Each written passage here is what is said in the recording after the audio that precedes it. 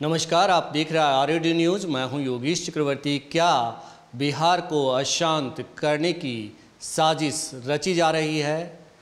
क्योंकि पिछले कुछ दिनों में दो घटनाएं ऐसी सामने आई है जो इसी ओर इशारा करती है। पहली घटना तमिलनाडु में बिहार के प्रवासी मजदूरों के खिलाफ हिंसा का फर्जी वीडियो सामने आया और इसके बाद बिहार और तमिलनाडु में अफरा तफरी मच गई।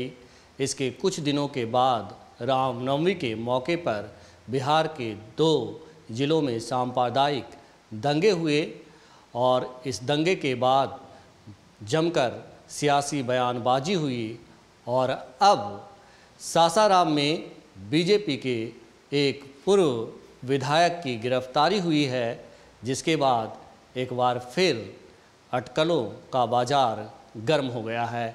आज हम इसी मसले पर आरएडी न्यूज़ के राजनीतिक संपादक हेमंत कुमार जी से बातचीत करेंगे। हेमंत जी, क्या लगता है कि बिहार को अशांत करने की साजिश रची जा रही है? जो तथ्य सामने है वह इसी ओर इशारा कर रहे हैं। अभी जो आपने जो जिक्र किया, सासाराम में पूर्व विधायक जवाहर प्रसाद की गिरफ्तारी की, उसके पहले आपने बताया कि तमिलनाडु में जो हिंसा की खबरें आ रही थी और उसके बाद पूरा बिहार और तमिलनाडु के बीच में एक तरह से अफरा तफरी की स्थिति पैदा हो गई थी। तो ये दो बड़ी घटनाएं थी जिससे ये लग रहा था कि बिहार को अशांत करने की कोशिश हो रही है। और इन दोनों घटनाओं को लेकर के गौर करने वाली बात यह है कि जो विपक्ष है बीजेपी, वह काफ़ी हमलावर थी। उस समय तो जब ये तमिलनाडु वाली घटना जब हुई, उस समय विधानमंडल का सत्र चल रहा था जी, और रामनवमी वाले मामले के दौरान भी ये विधानमंडल का सत्र चल ही रहा था। उसी दौरान ये सारी घटनाएं हुई। तो ये जाहिर तौर पर ये लगता है कि बिहार को अशांत करने की कोशिशें हो रही है। जो गिरफ्तारियां हुई है इन मामलों में वो भी इसी तरफ इशारा करती हैं। जैसे कि तमिलनाडु प्रकरण में एक यूट्यूबर मनीष कश्यप की गिरफ्तारी हुई और उसके बाद बहुत सारे राज खुले कि वह पटना में ही बैठ करके फर्जी वीडियो बना रहा था, कुछ ये उसका नाट्य रूपांतर कर रहा था घटनाओं का, और उसके जरिए वो पूरा हिंसा को बढ़ावा दे रहा था। सासाराम और बिहार शरीफ में जो रामनवमी के दौरान जो सांप्रदायिक हिंसा हुई, उस दौरान भी ये कहा जा रहा था कि ये तथ्य सामने आए कि खास करके एक धर्म विशेष के पूजा स्थलों की ओर लगातार उधर लोग जा रहे थे, उकसावेपूर्ण नारेबाजी हो रही थी, पत्थरबाजी हो रही थी, प्रशासन की भूमिका पर भी सवाल उठे। उस दौरान भी बीजेपी काफ़ी हमलावर थी।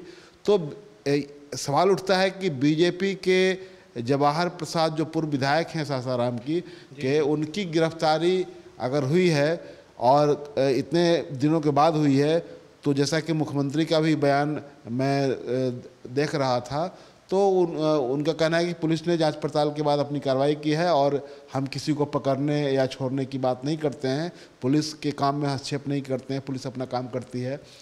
तो इतने लंबे जांच पड़ताल के बाद अगर गिरफ्तारी हुई है तो पुलिस के पास कुछ न कुछ तथ्य होंगे जिसकी वजह से ये गिरफ्तारी हुई है। एक बात और मैं बताना चाहूँगा कि तमिलनाडु प्रकरण में बीजेपी, खासकर जो विधानसभा में जो विपक्ष के नेता हैं ये विजय कुमार सिन्हा, उन्होंने तो कहा था कि अगर यह बात झूठी साबित होगी तो मैं माफ़ी मांग लूँगा, लेकिन आज तक उन्होंने माफ़ी नहीं मांगी।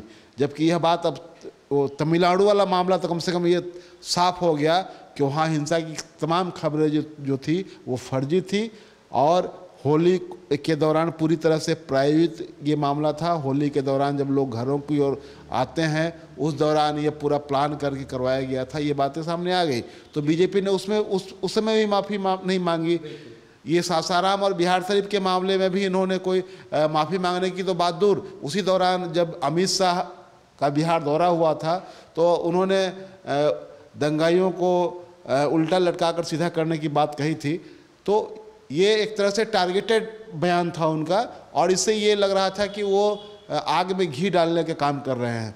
उस समय उन्होंने ये उम्मीद की जा रही थी कि देश का गृहमंत्री जब कहीं पर जाता है तो उनसे ये उम्मीद की जाती है कि वो कानून व्यवस्था के बारे में जब कुछ बोलते हैं तो संतुलित बात बोलते हैं, लेकिन उनका जो बयान था उससे ये स्पष्ट हो रहा था कि वो टारगेटेड बयानबाजी कर रहे हैं, और उल्टा लटका कर सीधा करने की बात सब लोग समझ रहे थे किसको कह रहे हैं वो, तो आप उल्टा लटका कर सीधा करने की बात किसको कर रहे हैं।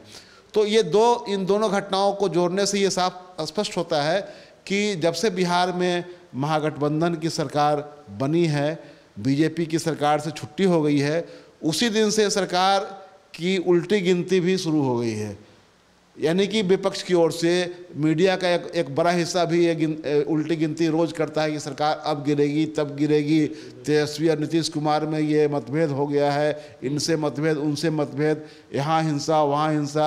एक बात और मैं बताना चाहूँगा कि जो हाजीपुर की जो घटना थी जिसमें एक सेना के जवान के पिता की गिरफ्तारी हुई थी और उसमें ये कि शहीद के पिता का अपमान हुआ है, उसमें भी ये जांच में बात सामने आ गया कि वहाँ बिल्कुल वो दो पड़ोसियों के बीच का वो झगड़ा था, मामला था। जो सेना का जवान जो शहीद हुआ था उसके घर के लोगों ने अब पता नहीं वो किसके कहने पर उन लोगों ने एक ऐसे जगह मूर्ति स्थापित कर दी जिससे एक परिवार का रास्ता अवरुद्ध हो रहा था। उस परिवार का कहना था कि ये मूर्ति वो चाहते तो उनके पास ज़मीन थी, अपनी ज़मीन पर लगा लेते, या वो किसी ऐसी सार्वजनिक ज़मीन पर लगाते जहाँ किसी का रास्ता अवरुद्ध नहीं होता तो आपत्ति नहीं होती।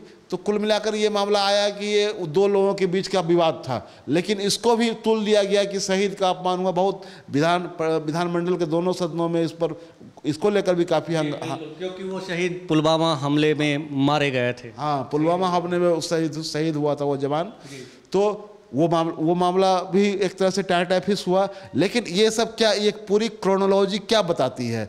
यह बताती है कि कहीं ना कहीं से एक क्राफ्टेड इस पर काम किया जाता है प्रोजेक्ट पर, और इस तरह की खबरें सामने आती है, इस तरह की बयानबाजी होती है और संगठित होकर के विरोध के स्वर सामने आने लगते हैं।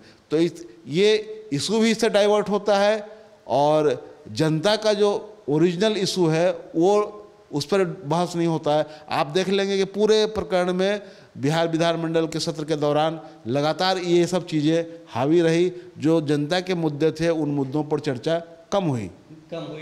और आज भी ये बीजेपी के नेता कह रहे हैं कि जवाहर प्रसाद की गिरफ्तारी इतने दिनों बाद होना कहीं ना कहीं ये लगता है कि उन्हें जानबूझकर फंसाया गया है। हम आपको बता दें कि बीजेपी के बड़े नेता, सीनियर नेता रविशंकर प्रसाद ने कहा है कि सरकार की नींद अब खुली है, और 1-1.25 महीने के बाद जिस तरह से कार्रवाई की जा रही है वो गलत है।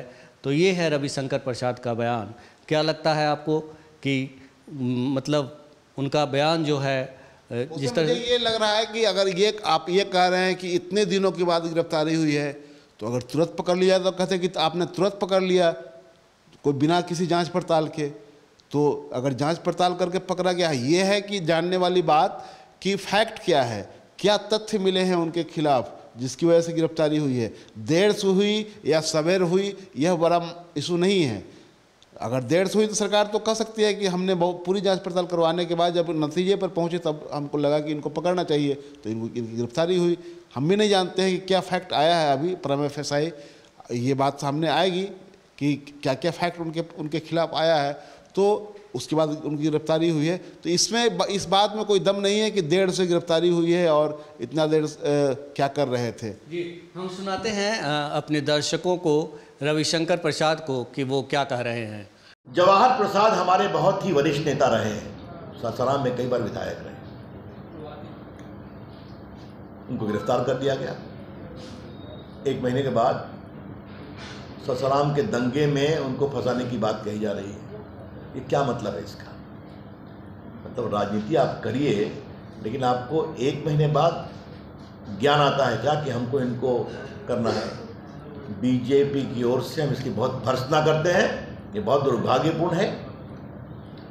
और नीतीश बाबू, आप जितना इस तरह का काम करेंगे, दोहरे मानदंड का काम, क्या नालंदा क्या ससराम, बिहार की पब्लिक सब देखती है, समय पर उसका प्रभावित कर दिया जाएगा। तो हेमंत जी, आपने सुना कि जिस तरह से रविशंकर प्रसाद कह रहे हैं कि ये एक फंसाने वाली बात है, जानबूझकर साजिश रची गई है।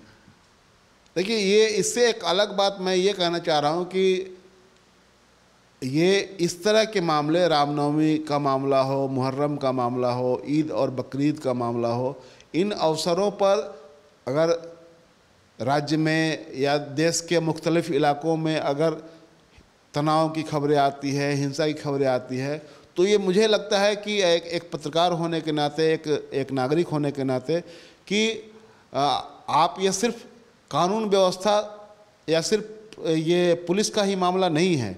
अगर बिहार में अगर विपक्ष और पक्ष दोनों अगर तय कर ले कि हम लोगों को निकल करके इन अवसरों पर लोगों के बीच में जाना चाहिए और लोगों से किसी भी तरह के उकसावेपूर्ण कार्रवाई लोगों को करने से रोकना चाहिए, तो क्या ये संभव नहीं है कि हिंसा की घटनाएं बंद होंगी? अगर दोनों तरफ के लोग अगर जाएं, लोगों के बीच में उतरे, तो लोगों के बीच में तो कोई उतरता नहीं है। आप बयानबाजी लोग करते हैं और पूरा मामला प्रशासन के हवाले हो जाता है कि प्रशासन जो करेगा, लेकिन उसमें राजनीतिक दलों की, नागरिक समाज की, यानी कि सिविल सोसाइटी जिसको कहते हैं, उसकी मौजूदगी तो कहीं दिखती नहीं है। बिल्कुल हेमंत जी, जिस तरह से बिहार में महागठबंधन की सरकार बनी, उसके बाद लगातार बीजेपी के लोग जो है ये कह रहे हैं कि अपराध का ग्राफ बढ़ गया है, जंगल राज पार्ट 2 की शुरुआत हो गई है। और जंगल राज पार्ट 2 की बात तब जोर शोर से उठी जब बेगूसराय के नेशनल हाईवे पे एक के बाद एक 10 लोगों को गोलियों का निशाना बनाया गया। कुछ अपराधियों ने जो है कुछ लोगों को, राह चलते लोगों को गोली मार दी। तो हम लोगों ने इस घटना का जिक्र नहीं किया था, तो क्या लगता है कि ये सब एक षड्यंत्र के तहत सब कुछ हो रहा है? ये तो जांच का विषय है कि ये, क्योंकि अभी तक ये षड्यंत्र का एंगल इसमें उन घटनाओं के बारे में जो आप बता रहे हैं, बेगूसराय वाली घटना, उसके बारे में मैं डिटेल उतना नहीं पता है मुझे, लेकिन वो जांच का विषय है और उसमें षड्यंत्र का एंगल अभी तक सामने नहीं आया है। बाकी की घटनाओं में तो षड्यंत्र का एंगल सामने आ गया हुआ है, चाहे वो बिहार शरीफ में और सासाराम में रामनवमी के दौरान सांप्रदायिक हिंसा की घटना हो या तमिलनाडु प्रकरण में हो, उसमें तो षड्यंत्र का एंगल पूरा क्लियर कट सामने आ गया हुआ है।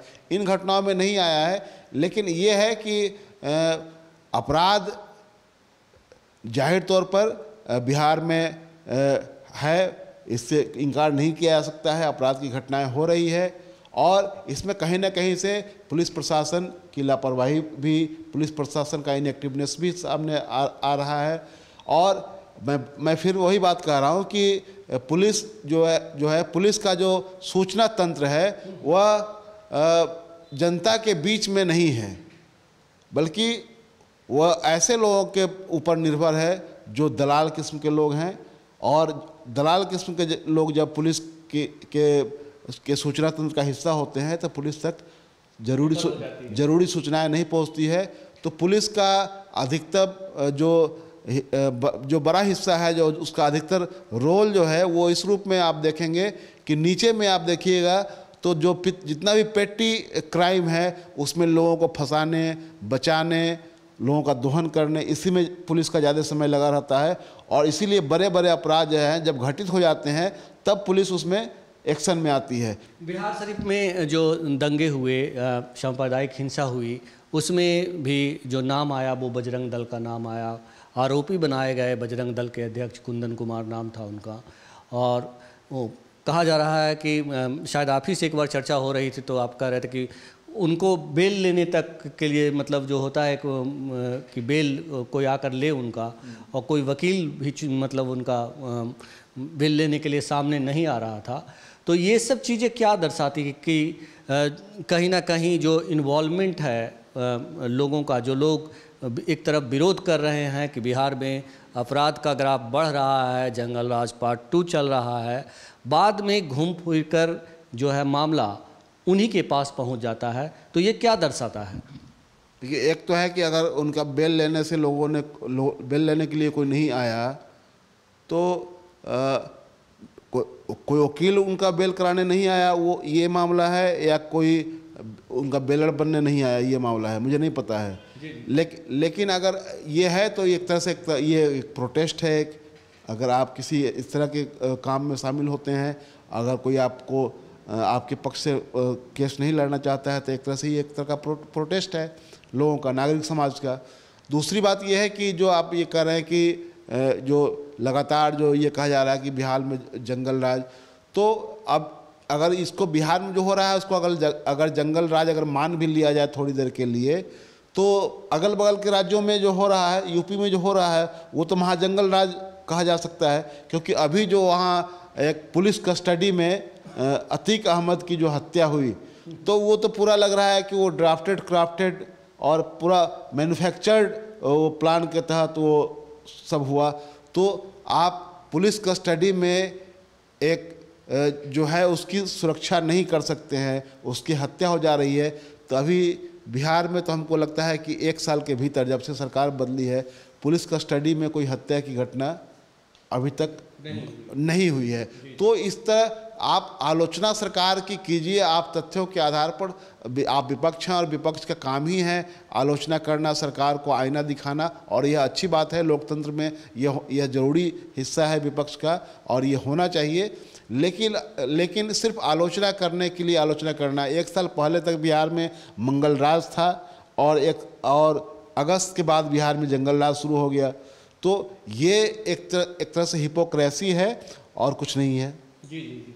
मुख्यमंत्री नीतीश कुमार ने आप ही की बात करीब करीब दोहराई है कि हम बीजेपी के बातों पे ध्यान नहीं देते, वो लोग गलत बयानी करते हैं, ना तो हम किसी को पकड़ने के लिए निर्देशित करते हैं और ना ही हम किसी को बचाते हैं। सुनिए मुख्यमंत्री नीतीश कुमार का बयान। सब चीज़ों पर कोई बात नहीं, कहीं पर किसी के बारे में आरोप लगेगा और उसको जांच करता है पुलिस, देखेगा तो जो कुछ भी होगा उस पर एक्शन होता है। कहीं किसी को रोका थोड़ी जाता है, सब कुछ करता है। आप जानते हैं आज तक हमने कभी इंटरफेयर किया है क्या कि इसको पकड़ो इसको मत पकड़ो? हम लोग इस पर नहीं थे। जो कुछ भी हुआ है अपना भी अपना दोषी उस पर होगा, अपना देखेगा। और भाजपा से लगातार सरकार पे आरोप लगा रही थी कि दंगे हो रहे हैं, उसमें कार्य नहीं करे, अब उन्हीं के विधायक फंस रहे हैं, सामने बातें आ रही, गिरफ्तारियां भी हो रही है। कौन बोल रहा है? बीजेपी के बोल रहे थे लोग कि सरकार दंगा नहीं रोक पा रही है। नहीं, हम तो बीजेपी का ध्यान नहीं देते, उस सब का तो खाली छपवे करता है, इसलिए हम उस सब पर नहीं ध्यान देते हूँ। क्या बोलता है आप अच्छी तरह जानते हैं कि यहाँ पर कहीं कोई घटना होती है तो उन सब चीजों को देखा जाता है। और अभी हाल में 2 जगह जो हुआ, तो आपको पता है ना कि उन सब जगहों पर कितना ज्यादा कार्रवाई हुई, एक चीज पर होता है। और इसके अलावे कहीं पर कोई और घटना होगी तो उस पर हमारे यहाँ पुलिस जो है और एडमिनिस्ट्रेशन पूरे तौर पर सतर्क रहता है। और उसी को कहा गया है कि एक चीज को देखिए, और उसमें अगर कोई भी इसके लिए दोषी पाया जाएगा वो जाएगा, चाहे वो किसी दल का हो, कहीं का हो, उससे हम लोगों का कोई रिश्ता नहीं है। सवाल है कि जब भी कुछ होता है तो होता है, जो पता चलता है आप लोगों को मालूम है। लेकिन बीजेपी वाला किस चीज पर बोल रहा है उससे हमारा कोई मतलब नहीं। हेमंत जी, देखिए जिस तरह से मुख्यमंत्री का बयान आपने सुना, मुख्यमंत्री के बयान सुनकर आपको क्या लग रहा है कि कहीं ना कहीं वो भी जो है साजिश का इशारा बीजेपी की ओर कर रहे हैं?